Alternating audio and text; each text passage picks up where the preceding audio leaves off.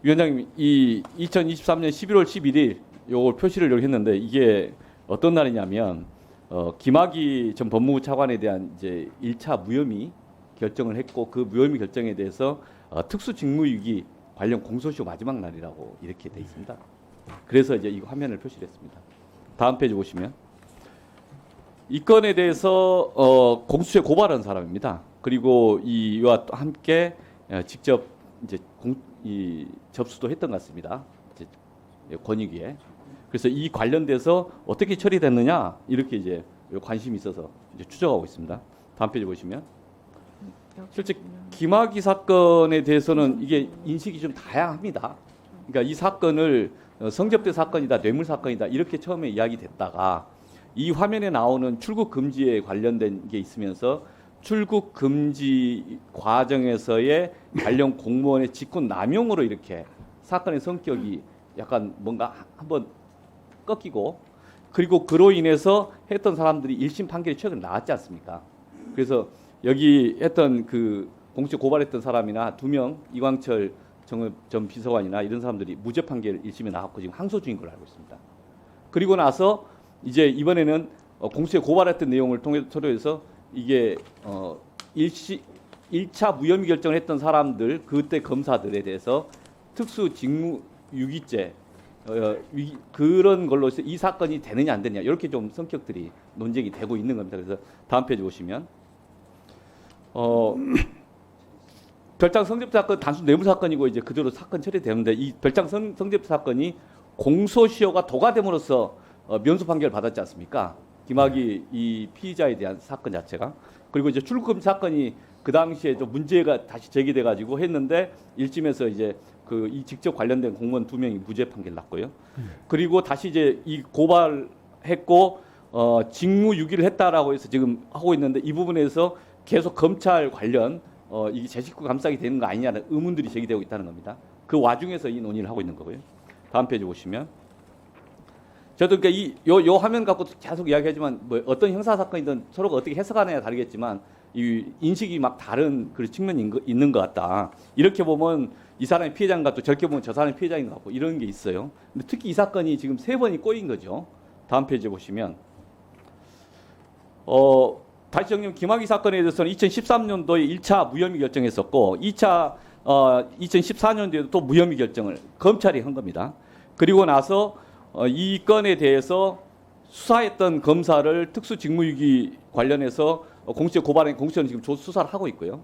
그 다음에 이제 그 직후에 바로 권익위 냈는데 권익위는 그 조치가 좀 애매하게 됐어요. 그래서 그걸 이제 저희가 질문 사항이 되는 거죠. 최근 발언한 이런 겁니다. 그래서 다음 페이지 보시면 그 화면 요건 진짜 더 이상 설명을 안 하겠습니다. 이게 사실이 아니야. 그 논쟁자 국민들이 다 알고 있고 이 판결문에 1심에서 이 판결문 내용 보면 각 주의가 정말 자세히 이야기되고 있습니다. 되게 부끄러운 현실이고 이 사건은 검찰이 이게 관여했던 문제 부끄러워해야 될 사안이라고 저는 이렇게 이해를 합니다. 다음 페이지 보시면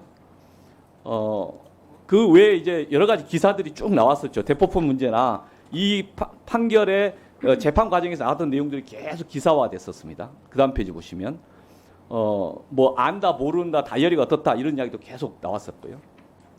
그래서 이 사건을 보면서 다음 페이지 보시면 공수처에 고발을 했고 권익위에 부패 신고를 했고 그러면은 통상적으로 이게 문제가 되면은 당연히 고발을 해야 되고 뭔가 해야 된다라고 했고 이게 이 관련된 내용을 이제 이 차규근 이 사람이 고발을 했고 고발 이후에 7월 17일쯤에 해서 이제 라디오 방송에서 보도도 했었습니다. 직접 인터뷰도 하고 그리고 이제 페이스북에다 계속 실더라고요. 그래서 제가 페이스북 쭉 추적을 했습니다.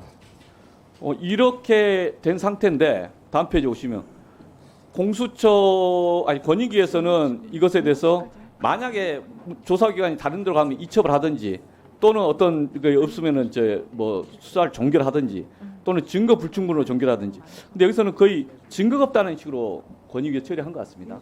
그것도 되게 시기적으로 보면 좀 독특해요. 이 사안 자체가 저희가 뭐 구두로 물어보고 전화도 물어봤습니다. 권익위원들한테. 7월 14일 날 등기우편으로 접수를 했는데 일주일 만에 종결해버려요. 그리고 접수했다고 해놓고 종결했다고 해놓고 그 뒤로는 이제 7월 31일 통보를 해요.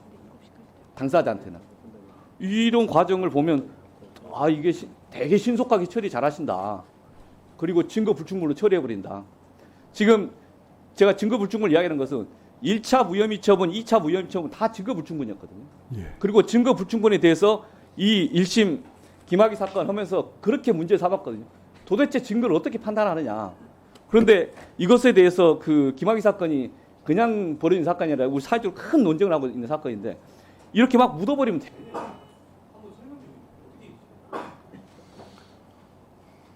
우선 지금